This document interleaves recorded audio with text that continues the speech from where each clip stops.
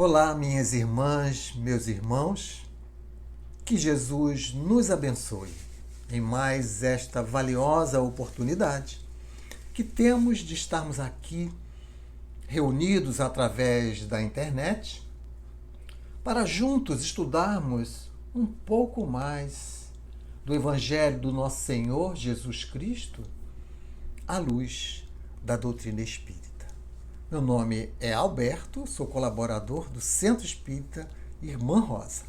E vamos então, nesta oportunidade, a mais um estudo através do canal do YouTube do Centro Espírita Irmã Rosa, mais uma reunião pública através da internet.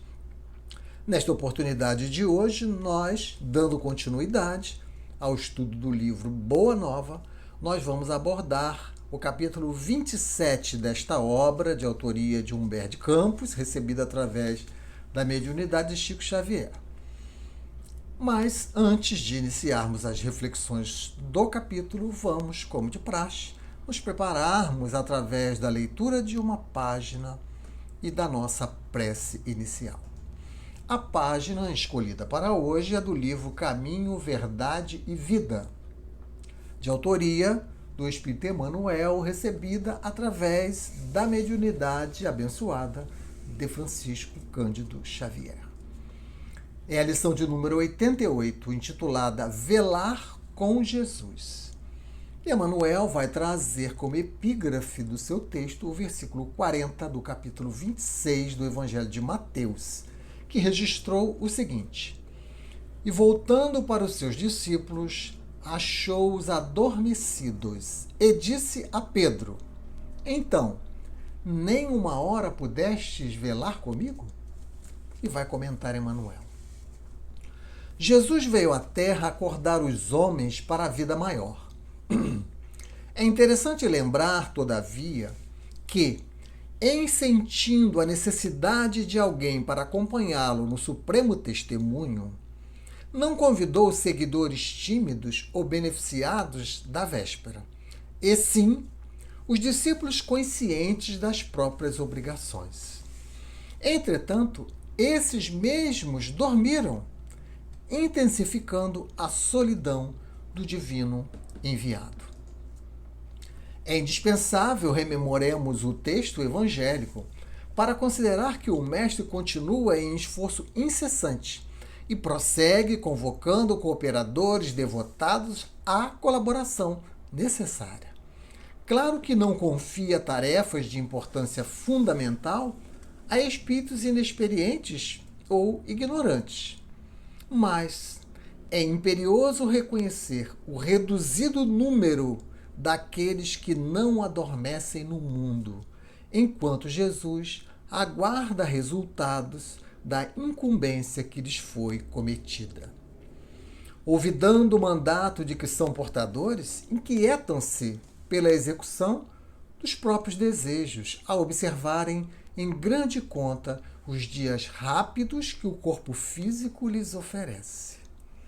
Esquecem-se que a vida é a eternidade e que a existência terrena não passa simbolicamente de uma hora. Em vista disso, ao despertarem na realidade espiritual, os obreiros distraídos choram sob o látego da consciência e anseiam pelo reencontro da paz do Salvador, mas ecoam-lhes ao ouvido as palavras endereçadas a Pedro: Então, nem por uma hora pudestes velar comigo? E, em verdade, se ainda não podemos permanecer com o Cristo ao menos uma hora, como pretendermos a divina união para a eternidade? Vamos orar. Querido Mestre Jesus, querida Irmã Rosa, neste momento em que nos preparamos para o nosso estudo, nós lhes buscamos em nossa mente. E encontrando-os, nós lhes rogamos o amparo e a proteção para o estudo do nosso dia de hoje. Abençoa-nos, abrindo os nossos olhos, abrindo os nossos ouvidos, para que possamos compreender de maneira mais aprimorada possível o estudo desta oportunidade. Que possamos encontrar nessas reflexões orientações lúcidas para colocarmos no nosso caminhar, no nosso dia a dia. Abençoa a todos nós, Senhor, que agora nos conectamos através da internet e que a sua paz, que o seu amor possa nos acompanhar nessas reflexões. Que assim seja, com a graça de Deus. Muito bem, meus irmãos. Então, como dissemos, vamos abordar o capítulo 27 do livro Boa Nova, a oração do horto. E vamos, sendo bastante fiéis ao capítulo, dividimos o nosso estudo em 4 partes, que foram as partes que observamos que Humberto de Campos trouxe nesse capítulo. A primeira parte nós vamos abordar a oração que Jesus faz antes de sair do cenáculo.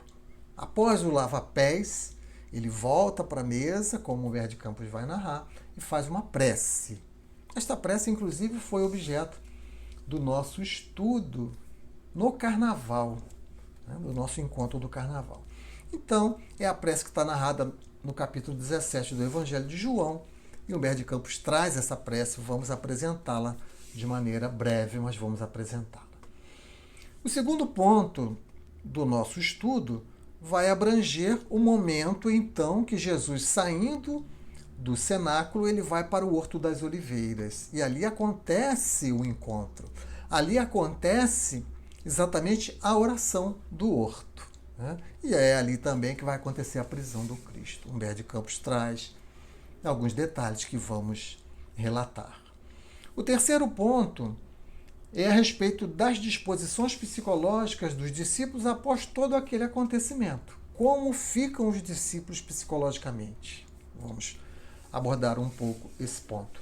E o último ponto, o quarto ponto, vamos falar especificamente da amargura que João ficou após o seu descuido no Horto das Oliveiras, após ele ter dormido, como vamos ver, como ele fica amargurado. E mais importante ainda, o Cristo lhe vem para poder lhe ensinar, lhe vem em sonho, como vamos ver, para poder lhe ensinar a respeito desse momento. Muito bem, então nós vamos iniciar o primeiro objetivo. Jesus, antes de sair do cenáculo, vai fazer uma prece, que é todo o capítulo 17 do Evangelho de João, e que o Humberto de Campos traz em 2 parágrafos do livro. O primeiro parágrafo ele vai abordar o momento em que Jesus está orando por si mesmo. E o segundo parágrafo, que é bem mais longo, ele vai então abordar o momento em que Jesus, nessa oração, após orar por si mesmo, ora pelos seus discípulos, ora por todos os demais homens, e faz então uma conclusão. Então vamos ver esse primeiro parágrafo. O primeiro parágrafo ele é curto, então vamos ler o parágrafo integralmente, porque ele é curto. É o momento que Jesus está orando por si mesmo. Então Humberto de Campos vai narrar que Jesus olha para o céu e ora fervorosamente, dizendo: Pai Santo, eis que é chegada a minha hora. Acolhe-me em teu amor, eleva o teu filho para que ele possa elevar-te entre os homens no sacrifício supremo. Glorifiquei-te na terra, testemunhei tua magnanimidade e sabedoria, e consumo agora a obra que me confiastes. Neste instante, pois, meu Pai, ampara-me com a luz que me deste, muito antes que este mundo existisse. Ora, então, esse é o momento em que Jesus está orando por si mesmo. E vamos fazer alguns destaques desse parágrafo.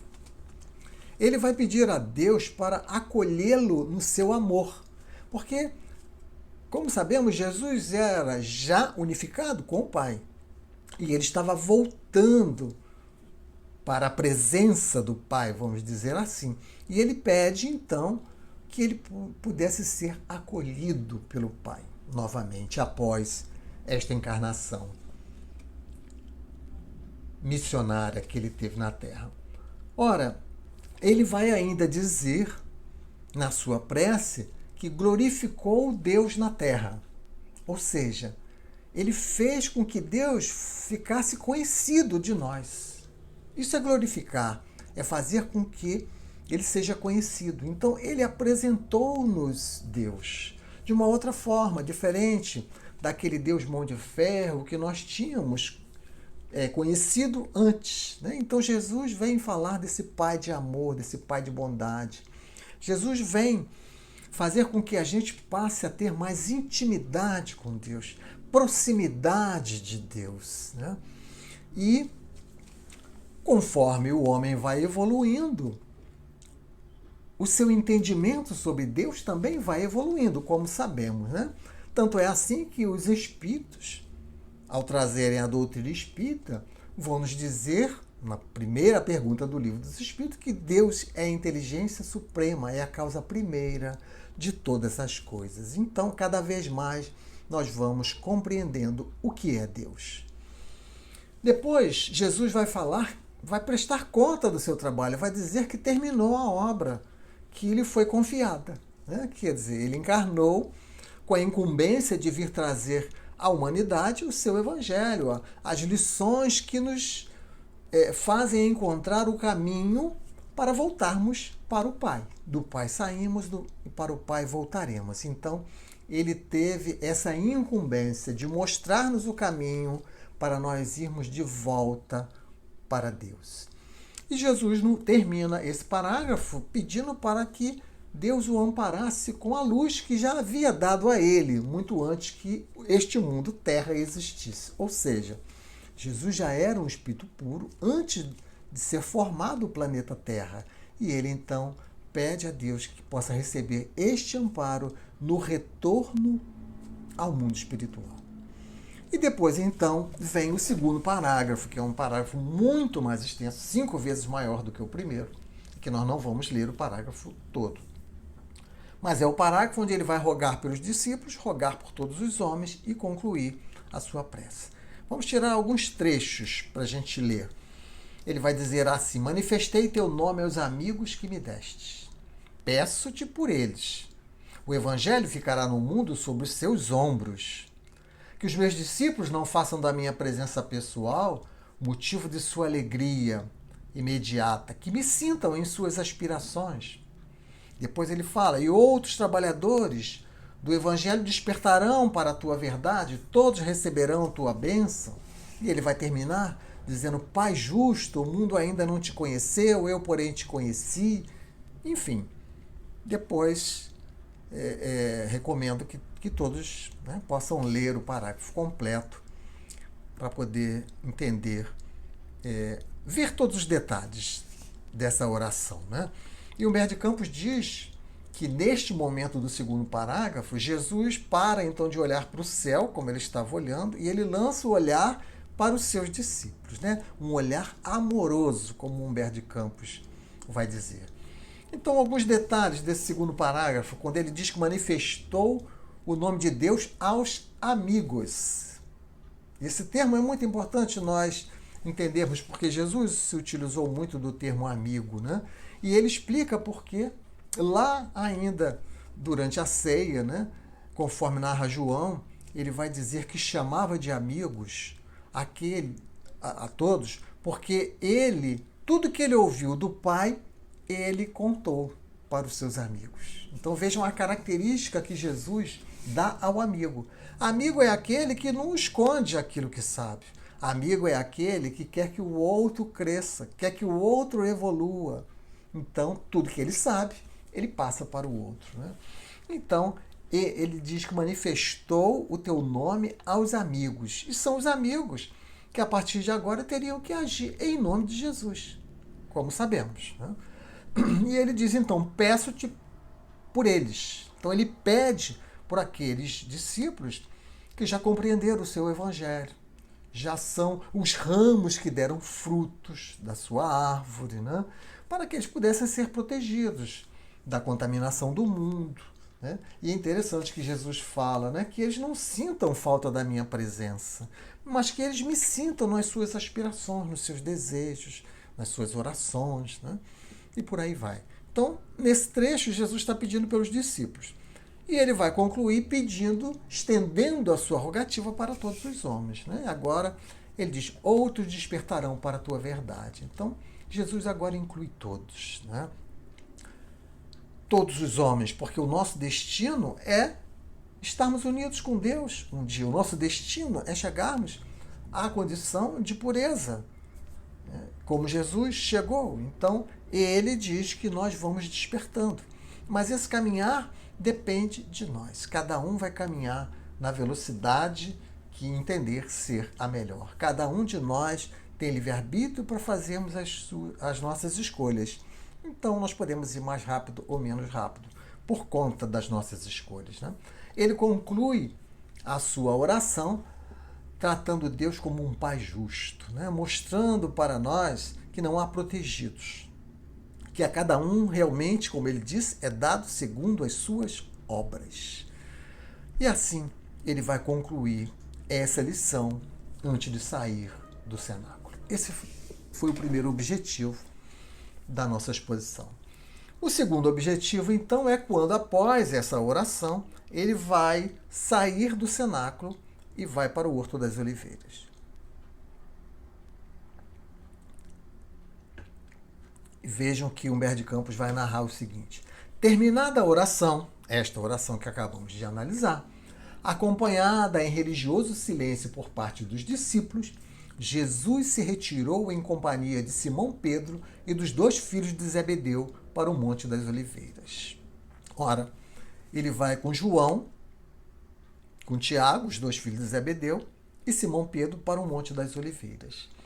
Esses são os 3 discípulos que sempre acompanhavam Jesus nos momentos mais solenes. Né? Lembramos do momento da transfiguração no Monte Tabor, em que esses mesmos discípulos estavam com ele. E Jesus, então, no Monte das Oliveiras, ele vai exatamente para um local chamado Getsamane, que é um jardim que fica no sopé do Monte das Oliveiras. E ali, apesar de Humberto de Campos não narrar isso, mas os evangelistas narram, principalmente Mateus narra, que Jesus estava num momento de tristeza e de angústia. E vale a gente parar para pensar um pouco, né, sobre as reflexões que fazemos. Né? E temos para nós que essa tristeza e essa angústia que os evangelistas narram não era por conta dele, mas sim por conta de nós. Por conta das escolhas que os homens estavam fazendo, dos compromissos que eles estavam assumindo ao fazerem essas escolhas e dos sofrimentos que viriam futuramente por conta dessas escolhas. Então, assim entendemos o momento de tristeza, o momento de angústia de Jesus no Getsamane. E ele, então, vai dizer para os seus 3 discípulos. Vejam que Humberto de Campos, ele não vai narrar neste capítulo a oração do Horto das Oliveiras. Ele não se preocupou em narrar as palavras do Cristo orando. E vamos ser fiéis a ele, vamos seguir aquilo que ele valorizou. Ele valorizou esse encontro com os 3 discípulos. Ele valorizou esse momento antes de ser preso, antes do Cristo ser preso. Né? Então Jesus vai dizer assim para os 3: esta é minha derradeira hora convosco. Orai e vigiai comigo, para que eu tenha a glorificação de Deus no supremo testemunho.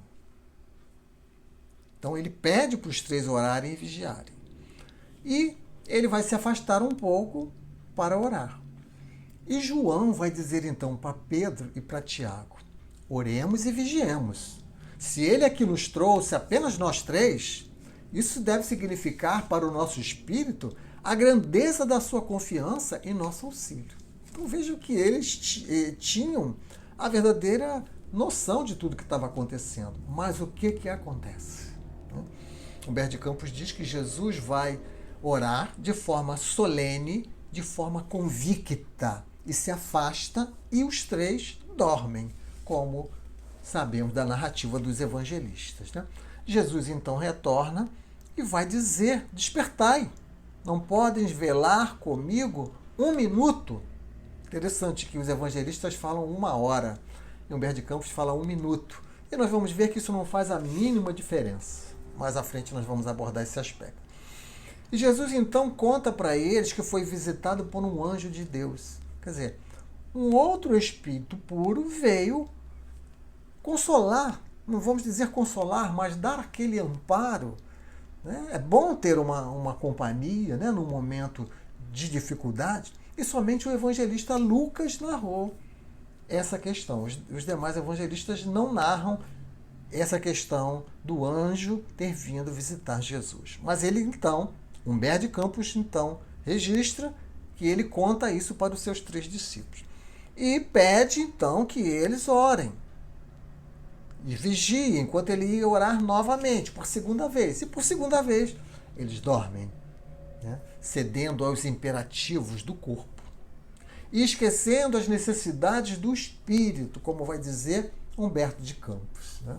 E Jesus vai voltar, vai acordá-los por segunda vez. E segundo a narrativa de Humberto de Campos, Judas se aproxima, beija o seu rosto.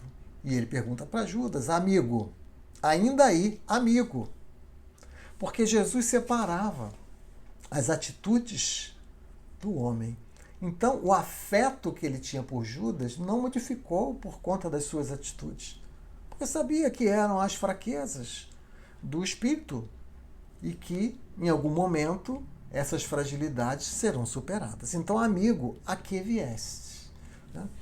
Interessante que os evangelistas narram, né? Mateus certamente narra, que foram 3 vezes que Jesus foi orar e voltou, e Humberto de Campos só falou em 2. Né? Então, esse foi o momento em que Jesus foi para o Horto das Oliveiras, ele leva os 3, pede para eles orarem e vigiarem, e eles dormem. Pelo menos por 2 vezes, como Humberto de Campos. Então, essa situação, né, vai gerar mais à frente a questão da amargura de João. Mas o terceiro aspecto que Humberto de Campos vai abordar é a disposição psicológica dos discípulos após tudo que aconteceu, né, a própria crucificação. Vejam o que Humberto de Campos vai registrar. Exceção do filho de Zebedeu, exceção de João, que se conservou ao lado de Maria, todo o reduzido colégio do Senhor, todos do reduzido colégio do Senhor debandaram, receosos de perseguição. Alguns se ocultaram em sítios próximos, outros, trocando suas túnicas habituais, seguiram de longe, vacilando entre a dedicação e o temor. Esse aspecto nós temos que olhar com calma. Então vejam que os apóstolos de Jesus, estamos falando 2 apóstolos, à exceção de João, que seguiu com Maria, todos debandaram, porque estavam com medo. Estavam entre a dedicação ao Cristo, que eles conviveram e amavam, e o medo. Então vejam que alguns foram embora para outros lugares, como ele diz, para sítios próximos, e outros que ficaram por perto trocaram as roupas para não serem identificados. Então vejam como é a fragilidade. E aí nós temos que nos colocar nesse lugar, né? Para nós tirarmos o melhor proveito do capítulo. Ora, nós também ficamos entre a dedicação e o medo. Nós também alimentamos o medo, nós também alimentamos a dúvida, apesar de tudo que nós já recebemos. Apesar da fé que nós já deveríamos albergar em nosso coração.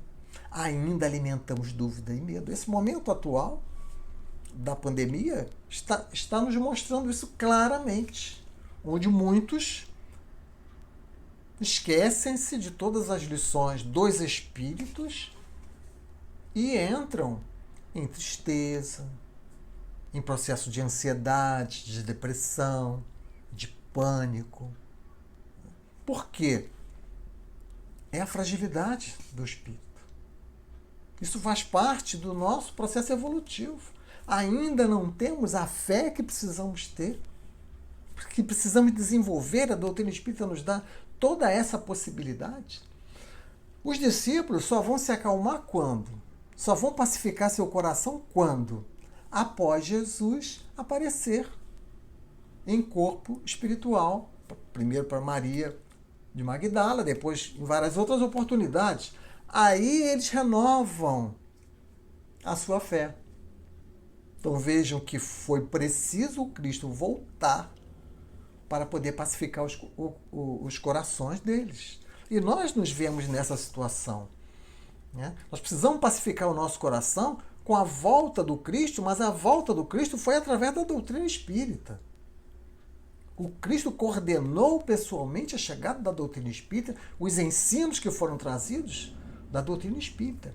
Então, nós precisamos também acordar, como os discípulos não acordaram.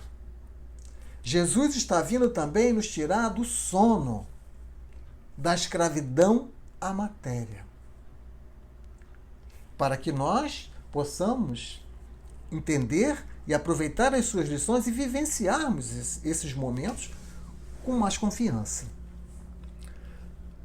Humberto de Campos vai acrescentar que Jesus não fez nenhuma reprovação aos apóstolos, que o abandonaram.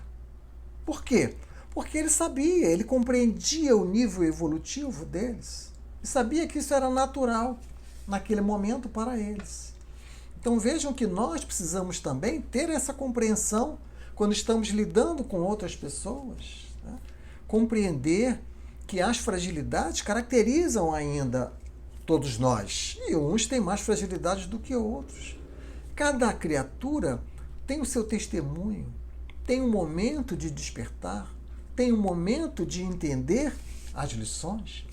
Por isso que, como falamos, entendemos que a tristeza e a angústia do Cristo foi por nós. Né? Quer dizer, ele percebendo quanta fragilidade nós temos, né? E como ainda teríamos um longo caminhar. Ora, esse foi o terceiro objetivo e vamos para o quarto e último objetivo, que foi a amargura de João e o ensino que o Cristo vai lhe dar. Então vejam que Humberto de Campos registra assim. João entrou a refletir, perguntando a razão daquele sono. Por que dormira? Ele que tanto o amava, no momento em que seu coração mais necessitava de assistência e de afeto. Em oração silenciosa, João se dirigia muitas vezes ao Mestre, quase em lágrimas, implorando-lhe que perdoasse o seu descuido. Então vejam o arrependimento, o sentimento de culpa que João ficou após ter dormido. Ele que era o discípulo amado, ele dorme. Então, quando passa tudo aquilo, ele cai em si e ele percebe como que ele pode ter falhado dessa forma. E assim somos nós, também que cometemos as nossas falhas e depois despertamos. E trazemos um sentimento de culpa, como João trouxe, que nós devemos tornar esse sentimento de culpa como algo que venha nos mobilizar à correção, e não como algo que venha nos paralisar, como o remorso, que é a culpa doente. Né? Então, ele não se paralisou. Ele sentiu a culpa, mas, como sabemos, ele vai realizar todo o trabalho que estava previsto para ele realizar. Então, nós somos assim. Muitos de nós dormimos do berço ao túmulo. Esta é a 1 hora. Este é 1 minuto. Ou como dizem os Espíritos, lá no Livro dos Espíritos, na questão de número 222, eles dizem que uma encarnação é menos que um minuto, é menos que um segundo diante da eternidade. Então, muitos de nós dormimos, ou seja, estamos voltados apenas para o mundo material e não damos importância às questões espirituais, aos tesouros que os ladrões não podem roubar, nem as traças podem corroer. Então, esse um minuto, ou essa uma hora, é do berço ao túmulo. E o que acontece quando nós dormimos do berço ao túmulo? Quando retornamos ao mundo espiritual, temos a amargura de João. Temos a vergonha de João pelas atitudes que tomamos, e aí queremos voltar rapidamente para podermos corrigir. Ora, e nem sempre é possível voltarmos rapidamente. Por isso, a lição está nos falando para nós acordarmos já, antes de chegarmos no túmulo, acordarmos para as lições do Cristo, acordarmos para os verdadeiros valores da vida e não nos debruçarmos a vida inteira nas questões da matéria. Mas a lição do Cristo para João é muito importante para fechar esse último objetivo, né? Porque João ora muito, né? O Cristo já tinha desencarnado. E Humberto de Campos registra que um belo dia João encontra-se com Jesus em sonho. E Jesus então vai lhe dar a lição a respeito dessa sua amargura e serve muito para nós. Vejam o que Jesus vai dizer. João, minha soledade no horto é também um ensinamento do Evangelho. Isso é muito interessante, porque Jesus, ele quando está em silêncio, ele está ensinando. Quando ele está falando, ele está ensinando. Um gesto de Jesus está ensinando. Tudo em Jesus é ensino. E ele está dizendo que aquele momento de solidão é um ensino do Evangelho. E ele vai explicar. Cada espírito na terra tende a ascender sozinho ao calvário de sua redenção. Muitas vezes com a despreocupação dos entes mais amados do mundo. A evolução é um processo em que nós vamos ter que conquistar sozinhos. Ninguém pode fazer nada por nós. E muitas vezes nós vamos estar nesse processo com outros que estão ao nosso lado dormindo. É isso que Jesus está dizendo. O discípulo do futuro, nós somos o discípulo do futuro, compreenderá que a sua marcha tem que ser solitária. Uma vez que seus familiares e companheiros de confiança se entregam ao sono da indiferença. Então, muitas vezes, os nossos companheiros de confiança, os nossos familiares, estão no sono da indiferença. E nós precisamos, ainda assim, galgar o nosso calvário de redenção, como diz o Cristo, né? Aprendendo a necessidade do valor individual no testemunho. É algo individual.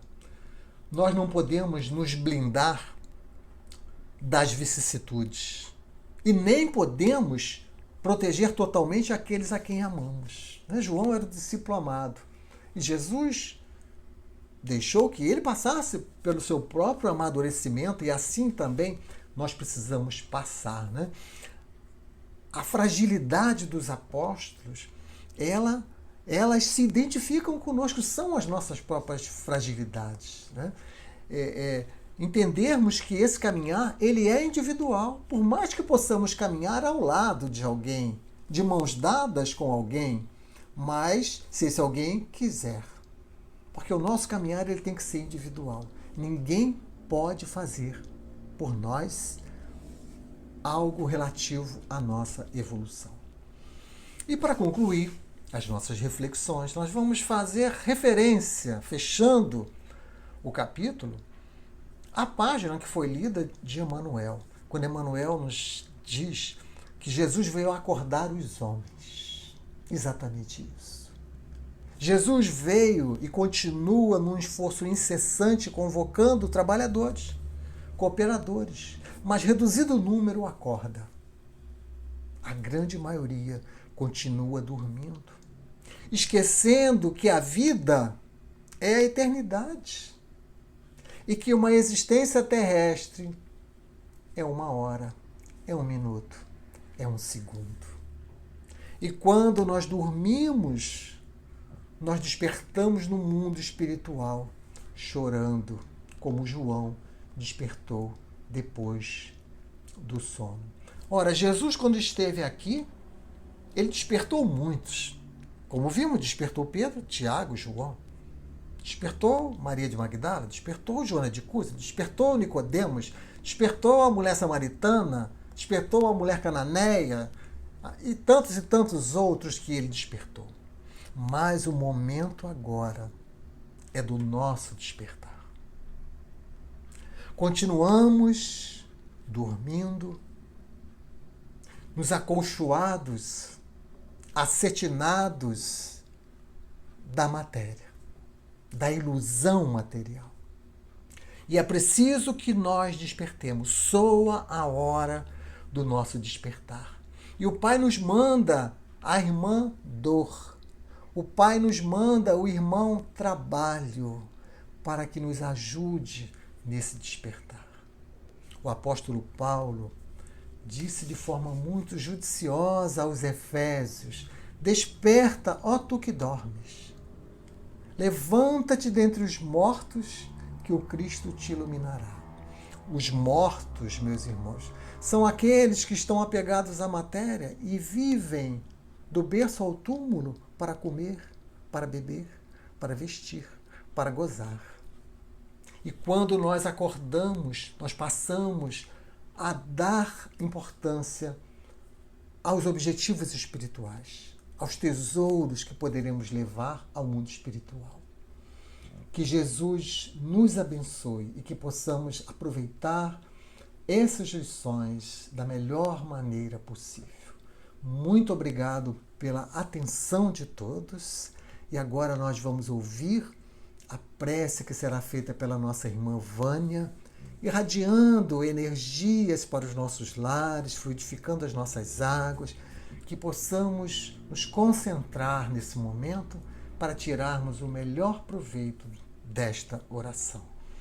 Que Jesus nos abençoe, muita paz a todos. Vamos orar, irmãos. Antes de tudo, vamos agradecer a Deus, nosso Pai, a Jesus, nosso Mestre, e à querida irmã Rosa por esses minutos que podemos ouvir as lições do Cristo através dessa doutrina consoladora, onde encontramos forças para enfrentarmos as dificuldades da nossa caminhada. Muitos, Senhor, não têm a mesma oportunidade. Por isso, nossa imensa gratidão, Pai. Pai, sabemos do seu amor por todos nós. Por isso, te rogamos, Senhor, que os teus filhos aqui na terra sejam envolvidos por teu imenso amor neste instante. Que o Cristo visite agora todos os lares, envolvendo a todos com a sua intensa luz. Que o canto mais escuro deste planeta seja iluminado.